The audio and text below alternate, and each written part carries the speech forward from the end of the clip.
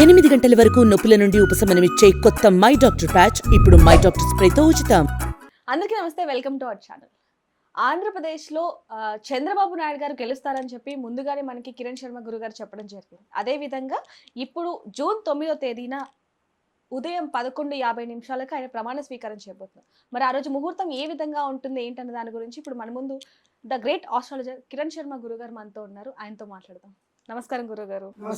గురుగారు, ఆంధ్రప్రదేశ్లో చంద్రబాబు నాయుడు గారు జూన్ 9న ఉదయం 11:50 ప్రమాణ స్వీకారం చేయబోతున్నారు. ఆ రోజు 11:50 ఆ రోజు ప్రాముఖ్యత ఏముందండి? నాకు అర్థం కాలేదమ్మా. అంటే ఆ రోజున ఉన్నటువంటి ప్రాముఖ్యత ఏంటంటే ఒక్కటి మాత్రం నాకు బాగా కనబడింది ప్రాముఖ్యత అనే విషయంలో. సరే, ముహూర్తపరంగా మేము చూసినప్పుడు చంద్రబాబు నాయుడు గారి ముహూర్తం చూసినప్పుడు అతని జన్మ నక్షత్ర ప్రకారంగా, జన్మ నక్షత్రం అయితే అతనిది మేము తీసుకున్న ఇన్ఫర్మేషన్ మీకు ఇదివరకు ఎలాగైతే కృత్తికా నక్షత్రం అనే జాతకంతో చెప్పానో, కృత్తికా నక్షత్ర జాతక ప్రకారంగా అయితే తనకి మరి పునర్వసు నక్షత్రం తారాబలం బలంగా లేదు, నిజంగా బలంగా లేదు. అలాగే మరి ఒకవేళ అతని పేరు ప్రకారంగా, ఇప్పుడు పేరు ప్రకారం మీరు కన్ఫ్యూజ్. ఇప్పుడు పేరు ప్రకారం రెండు నక్షత్రాలు వచ్చాయి. ఒకటేమో ఆరుద్ర నక్షత్రం వచ్చింది చంద్రబాబు నాయుడికి, అదే అక్షరం రేవతి నక్షత్రంలో కూడా ఉంది. సో కాబట్టి ఈ చంద్రబాబు నాయుడు అనేది రెండు నక్షత్రాలను కూడా మేము పరిగణన తీసుకున్నాం. గతసారి నేను చేసినప్పుడు కూడా ఆ రెండు జన్మ నక్షత్రం కృత్తిక అవుతుంది వారిది. అలాగే నామ నక్షత్రం వచ్చి ఆరుద్ర రేవతి నక్షత్రం రెండింటిని తీసుకుంటాం. మిథునం మే రాశి కూడా తీసుకుంటాను. అలా తీసుకున్నప్పుడు ఫలితాలు కరెక్ట్ చెప్పగలిగాం. సో తీసుకున్నప్పుడు ఇక్కడ మరి ఆరుద్ర రేవతి నక్షత్రం అంటే నామ నక్షత్ర ప్రకారంగా చంద్రబాబు నాయుడు అనేటువంటి నామ నక్షత్రానికి మాత్రమే తారాబలం సరిపోతుంది. మరి జన్మ నక్షత్రం అనేటువంటి కృత్తికా నక్షత్రానికి అయితే బలం సరిపోవట్లేదు. రెండవది, మరి ఆ రోజున వీరు పెట్టినటువంటి ముహూర్త లగ్నం కర్కాటక లగ్నంలో పెట్టారు. ఇది అద్భుతం. కర్కాటక లగ్నంలో మీకు అద్భుతమైనటువంటి ఏకాదశంలో రవి బలం బాగా ఉంది. అలాగే ఏకాదశంలో మీకు మనకి గురుడు బలంగా ఉన్నాడు, ఏకాదశంలో శుక్రుడు బలంగా ఉన్నాడు, ఏకాదశంలో బుధుడు గ్రహం కూడా బాగా ఉంది. సో కాబట్టి ఈ 4 గ్రహాలు బలంగా ఉన్నాయి 9వ తారీఖు కల్లా. లేదా పంచగ్రహ కూటం కాదండి, చతుర్థ గ్రహ కూటం ఉంది. అంటే మనకి కర్కాటక లగ్నానికి 9వ తేదీన 4 గ్రహాలు ఒకే రాశిలో ఉన్నాయి, వృషభ రాశిలో బలంగా కనబడుతున్నాయి. కాబట్టి తప్పకుండా వారికి అదే అక్కడ ఏకాదశ అనేటువంటి ప్రతి గ్రహం కూడా శుభాన్ని మాత్రమే కలిగిస్తుంది, విజయాన్ని కలిగిస్తుంది. ఇది ఒకటి ప్లస్ పాయింట్ అయింది. మరి తారాబలం మాత్రం 9 మైనస్ పాయింట్ అవుతుంది. మరి అది చేసినటువంటి పూజలు పునస్కారాలు దానాల ధర్మాల వల్ల ఆ టైం 9వ నెంబర్ తనకి కలిసి రావడం ఎవరు చెప్పి ఉండొచ్చు. న్యూమరికల్ కూడా పురంధరేశ్వరి గారు మరి అతనికి సపోర్ట్ చేస్తుంటారు. సో ఇతనికి భక్తి తక్కువ భార్య చెప్పినట్టుగా వింటాడు. సో కాబట్టి అటువంటి భక్తి తత్వంలో ఆయనకు అనుకూలంగా ఉంది. కాబట్టి మరి ఏమో అక్కడ 9 నెంబర్ అతను కలిసి వస్తున్న భావంతో అటు వెళ్ళి ఉండవచ్చును. రెండవది, ఇక్కడ ఆదివారం చంద్రబాబు నాయుడు గారికి నక్షత్ర ప్రకారంగా ఏ నక్షత్ర ప్రకారం సరే శుభమైన రాశి, అద్భుతమైనటువంటి ప్రయోజనాన్ని పొందుకునే అవకాశం ఉంటుంది. మీరు గతంలో ఎప్పుడైనా చూడండి, మెయిన్ అతని నిర్ణయాలన్నీ కూడా ఆదివారం తీసుకుంటాడు.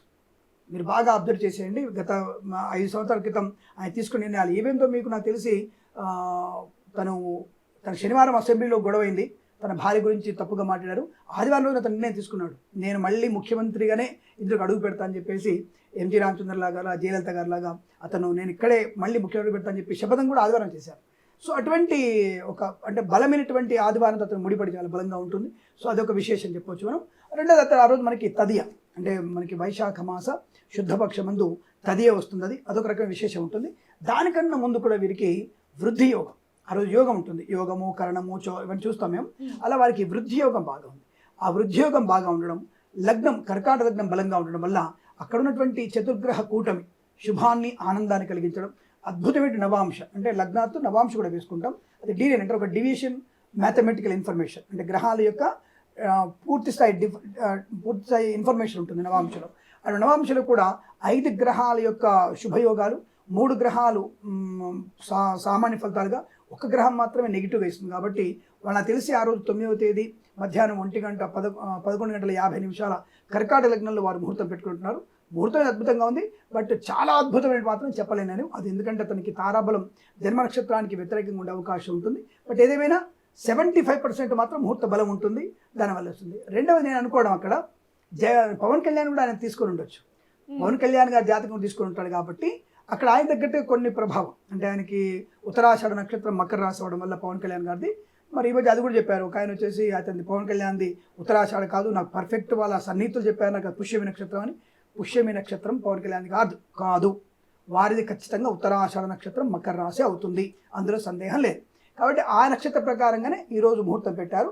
ఈ రోజు ముహూర్తం అంటే పునర్వసు నక్షత్రం, అంటే 11వ తేదీ పునర్వసు నక్షత్రం. రాముల వారు అయోధ్యకు వెళ్ళింది, అయోధ్యకు వచ్చి మళ్ళీ పట్టాభిషేకుడైంది, అన్నీ కూడా అదే నక్షత్రం కాబట్టి తప్పకుండా మీకు అనుకూలవంతమైనటువంటి శుభముహూర్తం అవుతుంది. విజయ ముహూర్తాన్ని పొందుకునే అవకాశాలు ఉంటాయి.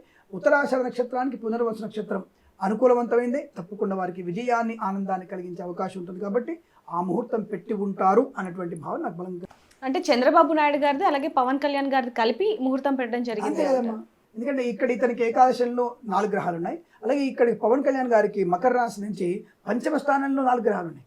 అది విశేషం. అంటే ఇక్కడ ఒకళ్ళకేమో అద్భుతమైన ఆలోచన విధానం, అలా అద్భుతమైనటువంటి అంటే ఒక పటిష్టమైనటువంటి నాయకత్వ లక్షణం ఇతని జాతకంలో చూశారు. ఇక్కడ పవన్ కళ్యాణ్ జాతకంలో పంచమ స్థానం అంటే మకరం, కుంభం, మీనం, మేషం, వృషభం 5వ స్థానం 4 గ్రహాలు ఉన్నాయి. ఇక్కడ చంద్రబాబు నాయుడు గారికి ఏకాదశంలో 4 గ్రహాలు ఉన్నాయి. కాబట్టి ఇద్దరికి కలిపినటువంటి ముహూర్తం పెట్టుంటారని నేను అనుకునే ప్రయత్నం జరుగుతుంది. నిజంగానే అలాంటి ఆలోచన, ఎందుకంటే ఇతని విజన్, పవన్ కళ్యాణ్ గారి విజన్ అనేది చూస్తారు ముందు మీరు. ఎట్టి పరిస్థితుల్లో తను ఏ ఒక్కరిని కూడా పడుకోనిచ్చే అవకాశం లేదు. చంద్రబాబు నాయుడు కంటే కూడా కఠినమైనటువంటి నిర్ణయాలు తీసుకునే అవకాశం ఉంటుంది. పొత్తులో భాగస్వామ్యంతో మాత్రం ఆయన చేసే ప్రతి పనికి తానా అంటే తందాన అనేటువంటి రకం పవన్ కళ్యాణ్ గారు కాదు. ఏ క్షణమైనా సరే ఎక్కడ కొద్దిగా ప్రజలకు తేడా వచ్చినా మెడలు వంచి పని చేయించే రకంగా పవన్ కళ్యాణ్ చెప్పవచ్చు మనం. రెండవది, నేను అంటే అతిశక్తి కాదు కావచ్చు, కానీ వచ్చేటువంటి శుక్ర మహాదశల యోగం బాగా చేస్తున్నప్పుడు పవన్ కళ్యాణ్ గారు వచ్చే 2029లో ముఖ్యమంత్రి పీఠం అధిరోహించే అవకాశం సుస్పష్టంగా ఉన్నాయి. 100% గ్యారెంటీ. 2029లో పవన్ కళ్యాణ్ గారు ముఖ్యమంత్రి, ఆంధ్రప్రదేశ్ రాష్ట్రానికి ముఖ్యమంత్రి అవ్వడంలో ఎటువంటి సందేహం లేదు. ఇది గుర్తుంచుకోవచ్చు మీరు. అయితే 11:50 కనుక చంద్రబాబు నాయుడు గారు ప్రమాణ స్వీకారం చేస్తే వచ్చే ఫలితాలు ఏ విధంగా ఉంటాయంటారు? రాజయోగాన్ని కలిగిస్తుంది. అంటే కేంద్రంతో ఉన్నటువంటి అనుబంధాన్ని పెంచుకునే ప్రయత్నం చేయడం, ముఖ్యంగా రహదారుల సమటువంటి విషయమే ఫోకస్ చేయడం, అలాగే ఉపాధి కల్పన. అంటే దశమ స్థానం అంటే ఉపాధి, అంటే 10వ స్థానం. ఇప్పుడు జాతకం అంటే అమ్మా నోటికొచ్చి దాన్ని వాడడం కాదు. ఇప్పుడు ముహూర్తానికి చూసుకున్నప్పుడు, ముహూర్త లగ్నాన్ని చూసుకున్నప్పుడు దశమ స్థానం కుజుడు అవుతాడు, అంటే మేషం అవుతుంది. మేషంలో కుజుడు అత్యంత శుభకారకం. అంటే యువతని పడుకోనివాడు. నువ్వు పని చేస్తే డబ్బులు ఇస్తావు, నువ్వు పని చేయకపోతే నీకు 1 రూపాయి ఇవ్వను. అంటే ఇతరులకు ఉన్నటువంటి ఇతరులు ఏం చేసేవారు, నువ్వు ఇంట్లో పడుకో, నీ నెలకు ఆ పథకం ఇస్తా, ఈ పైసలు ఇస్తా అంటాడు. ఈయన కూడా అన్నాడు కదండి, నీకు అమ్మ పథకం ఇస్తా, 10,000 ఇస్తా అని చెప్పాడు కదా. అంటే యువతని ముఖ్యంగా క్యాష్ చేసుకుంటాడు. యువతని పని కల్పించే ప్రయత్నం చేస్తూ, ఉపాధిని కల్పిస్తూ, ఒక రకమైన పరిశ్రమ కల్పిస్తూ లాభాన్ని తీసుకొచ్చేసి పంచే ప్రయత్నం అది తప్పకుండా చేస్తాడు. అందుకే లగ్నంలో కూడా మేము లగ్నం నుంచి ఏకాదశ స్థానం, దశమ స్థానం అక్కడే చూస్తాం. కాబట్టి తను యువతని, పని వాళ్ళని ఉపయోగించుకొని సంపాదన పెంచుకొని ప్రభుత్వ పథకాలు అమలు చేసే ప్రయత్నం చేశారు. కాబట్టి తప్పకుండా మంచి అనుకూలమైనటువంటి ధనాగమనం, అలాగే ఖర్చుగాని నియంత్రించుకోవడం, ముఖ్యమైనటువంటి ప్రాజెక్టులు పూర్తి చేసే అవకాశం. ముఖ్యంగా ఎందుకు నాకు తెలిసినంత వరకు 2025 ఇదే మీకు జూన్ 9వ తేదీన ఈ మన అమరావతి పట్టణాన్ని పూర్తిగా రాష్ట్ర రాజధానిగా చేసేసి బ్రహ్మాండ డెవలప్మెంట్ చేస్తాడు. చూడండి, జూన్ 9 కల్లా, వితిన్ 1 ఇయర్లో జూన్ 9, 2025 కల్లా ఇదే విజయంలో అమరావతిని పూర్తి చేసి, మళ్ళీ ఎవడైనా ప్రభుత్వం వాడు చేసి మెడలు వంచేసి కూలగొడతా అనకుండా పూర్తి స్థాయి నియంత్రణ చేయగలిగేటువంటి శక్తి సామర్థ్యాలు ఖచ్చితంగా ఉంటాయి. దాని మీద ఫోకస్ చేయడం. అలాగే విశాఖ ఉక్కు గురించి కూడా మీరు ఖచ్చితంగా అనుకోవచ్చు. ఇక్కడ మేము జాతకాలు చూసినప్పుడు విశాఖ ఉక్కు అనేది రాహు అనేది కనబడుతున్నాడు. ఎట్టి పరిస్థితుల్లో పవన్ కళ్యాణ్ గారు విశాఖ ఉక్కుని ప్రైవేటీకరణ చేసేటువంటి అవకాశం లేదు. మోడీ గారి మెడలు వంచైనా సరే విశాఖ ఉక్కు ప్రయత్నాన్ని మానుకుంటారు. ఖచ్చితంగా వారికి ఊరట కలిగించే విషయం.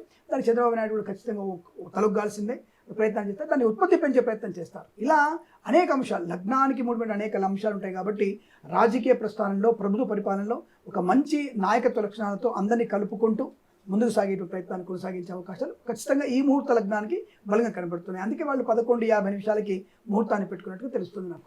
మీరు చెప్పినట్టుగానే ఇంతకుముందు ఆంధ్రప్రదేశ్లో చంద్రబాబు గారు వస్తారని చెప్పారు. అలాగే మీరు చెప్పినట్టుగా ఇప్పుడు అంతా జరగాలని, అలాగే వాళ్ళకి మంచి జరగాలని మనం కోరుకుందాం గురుగారు. ధన్యవాదాలు. నమస్కారం. మరిన్ని వీడియోస్ కోసం ఛానల్ ని సబ్స్క్రైబ్ చేయండి. లేటెస్ట్ అప్డేట్స్ కోసం వాట్సాప్ ఛానల్ ని ఫాలో చేయండి. అండ్ లింక్ డిస్క్రిప్షన్ లో ఉంది.